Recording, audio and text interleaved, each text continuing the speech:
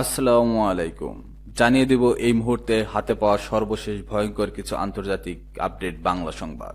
শুরুতেই থাকছে সংবাদ শিরোনাম। শুরুতেই জানিয়ে দেব ইউরেনিয়াম মজুত অক্ষত, দ্রুতই পরমাণু কর্মসূচি চালু করতে পারবে ইরান। জানিয়ে দেব ত্রাণের নামে মরণ ফাঁদ, ইসরায়েলি হামলায় নিহত আরও ৭৯ ফিলিস্তিনি। এতক্ষণ শুনছিলেন সংবাদ শিরোনাম, এবার বিস্তারিত। প্রিয় দর্শক, আপনি যদি এই চ্যানেলে নতুন হয়ে থাকেন, ভিডিওটি দেখতে দেখতে চ্যানেলটি সাবস্ক্রাইব করে আমাদের সাথেই থাকুন। ইউরেনিয়াম মজুদ অক্ষত, দ্রুতই পরমাণু কর্মসূচি চালু করতে পারবে ইরান। যুক্তরাষ্ট্রের সাম্প্রতিক বিমান হামলায় ইরানের পরমাণু সক্ষমতা ধ্বংস হয়নি, বরং কয়েক মাস পিছিয়ে গেছে মাত্র। এমনটাই বলছে পেন্টাগনের প্রাথমিক গোয়েন্দা মূল্যায়ন। এদিকে প্রেসিডেন্ট ডোনাল্ড ট্রাম্পের মধ্যস্থতায় ইরান ও ইসরায়েলের মধ্যে একটি নরবরে যুদ্ধবিরতি কার্যকর হয়েছে বলে জানিয়েছে রয়টার্স। প্রতিরক্ষা গোয়েন্দা সংস্থা ডিআইএ এই মূল্যায়ন প্রতিবেদন তৈরি করেছে, যা পেন্টাগনের প্রধান গোয়েন্দা সংস্থা এবং যুক্তরাষ্ট্রের 18টি গোয়েন্দা সংস্থার একটি। প্রতিবেদনের সঙ্গে সংশ্লিষ্ট অন্তত 2টি সূত্র বিষয়টি নিশ্চিত করেছে, যারা পরিচয় গোপন রাখার শর্তে কথা বলেছেন। তাদের একজন জানান, ইরানের সমৃদ্ধ ইউরেনিয়ামের মজুদ সম্পূর্ণভাবে ধ্বংস করা যায়নি। দেশটির বেশিরভাগ পরমাণু স্থাপনায় মাটির গভীরে অবস্থিত। ফলে পুরো কর্মসূচিটি 1 থেকে 2 মাসের জন্য সাময়িকভাবে ব্যাহত হয়েছে মাত্র। প্রতিবেদন অনুযায়ী ইরান কয়েক মাসের মধ্যেই পুনরায় পরমাণু কর্মসূচি চালু করতে সক্ষম হবে। 3টি পৃথক সূত্রের একজন জানান, ইরান সর্বনিম্ন 1 বা 2 মাসের মধ্যে কর্মসূচি চালু করতে পারে বলে ধারণা করা হয়েছে। ওয়াশিংটন পোস্টের এক প্রতিবেদনে বলা হয়েছে, হামলার পর কিছু সেন্ট্রিফিউজ এখন অক্ষত অবস্থায় রয়েছে। জাতিসংঘ নিরাপত্তা পরিষদে ট্রাম্প প্রশাসন দাবি করছে, তাদের হামলা ইরানের পরমাণু কর্মসূচিকে ব্যাহত করেছে। যদিও প্রেসিডেন্ট ট্রাম্প আগে থেকেই বলছে, এই হামলায় ইরানের পরমাণু স্থাপনাগুলো সম্পূর্ণ ধ্বংস করা হয়েছে।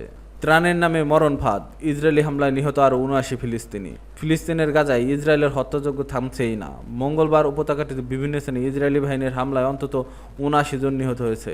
এ সময় আহত হয়েছে আরও 289 জন। তাদের মধ্যে ত্রাণ দিতে গিয়ে ইসরায়েলি সেনাদের গুলিতে প্রাণ হারিয়েছে অন্তত 49 জন। বুধবার গাজার স্বাস্থ্য মন্ত্রণালয়ের বরাত দিয়ে এ তথ্য নিশ্চিত করেছে আল জাজিরা। প্রতিবেদনে বলা হয়েছে, 2023 সালের 7 অক্টোবর থেকে ইসরায়েলি হামলায় গাজার এ পর্যন্ত 56,077 জন ফিলিস্তিনি নিহত হয়েছে। এছাড়া আহত হয়েছে আরও অন্তত 1,31,848 জন। হতাহতের মধ্যে বেশিরভাগই নারী ও শিশু। 2 মাসের যুদ্ধবিরতি শেষ হওয়ার আগেই 18 মার্চ গাজায় আবার হামলা শুরু করেছে ইসরায়েল। এরপর থেকে ইসরায়েলি হামলায় 5,779 জন মৃত্যুবরণ করেছে ও 19,807 জন আহত হয়েছে। হাসপাতাল ও চিকিৎসকদের সূত্রের বরাতে আল জাজিরা জানিয়েছে, মঙ্গলবার মধ্য গাজায় ত্রাণ দিতে গিয়ে ইসরায়েলের সেনাদের গুলিতে অন্তত 25 জন নিহত হন। ওয়াদি গাজার দক্ষিণে সালাহ আল দিন সড়কে যুক্তরাষ্ট্রের প্রতিষ্ঠিত গাজা হিউম্যানিটেরিয়ান ফাউন্ডেশনের ত্রাণ বিতরণ কেন্দ্রে গুলির এই ঘটনায় 140 জন আহত হয়েছেন। তাদের মধ্যে 62 জনের অবস্থা সংকটাপন্ন বলে জানিয়েছে মার্কিন বার্তা সংস্থা এপি। এছাড়া দক্ষিণ গাজার খান ইউনিসের আল তেনা সড়কে ত্রাণ নিতে গেলে বেশ কয়েকজন ফিলিস্তিনিকে গুলি করে হত্যা করে ইসরায়েলি সেনারা। উত্তর গাজানগর এবং দক্ষিণের রাফা ত্রাণ নিতে যাওয়া ফিলিস্তিনিদের হত্যা করা হয়। সব মিলিয়ে ত্রাণ নিতে গিয়ে এতে দিন 49 জন ফিলিস্তিনি নিহত হন। গাজার স্বাস্থ্য মন্ত্রণালয় জানিয়েছে, ত্রাণ দিতে গিয়ে 1 মাসে ইসরায়েলি বাহিনীর গুলিতে গোলাবর্ষণ অন্তত 516 জন ফিলিস্তিনি নিহত হয়েছেন। আহত হয়েছে 3,799 জন। যুদ্ধবিরতির মেয়াদ শেষ হওয়ার আগেই গত 2 মার্চ থেকে গাজায় ত্রাণ প্রবেশ বন্ধ করে দেয় ইসরায়েল। এতে অবরুদ্ধ উপত্যকাটিতে দুর্ভিক্ষ পরিস্থিতি তৈরি হয়। সম্প্রতি যুক্তরাষ্ট্র জিএইচএ প্রতিষ্ঠা করে ইসরায়েলি বাহিনীর সহায়তা কিছু এলাকায় ত্রাণ দিচ্ছে, যা 21 লাখ বাসিন্দার উপত্যকাটিতে অর্ধ অনাহারে থাকা মানুষের চাহিদার তুলনায় খুবই কম। দাতব্য সংস্থাগুলোকে বাদ দিয়ে এভাবে ত্রাণ দেওয়ার সমালোচনা করছে জাতিসংঘ। সংস্থাটি বলেছে, গাজায় ত্রাণকে হাতিয়ার হিসেবে ব্যবহার করা হচ্ছে।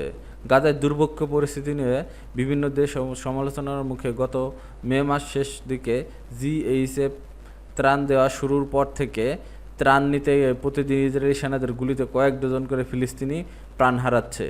জাতিসংঘের ফিলিস্তিনি শরণার্থী শিবির সংস্থার প্রধান ফিলিপ লজ্জারিনি মঙ্গলবার জার্মানির বার্লিনে এক সংবাদ সম্মেলনে বলেন, কথিত ত্রাণ দেওয়ার এই ব্যবস্থা একটি ঘৃণ্য বিষয় হয়ে দাঁড়িয়েছে।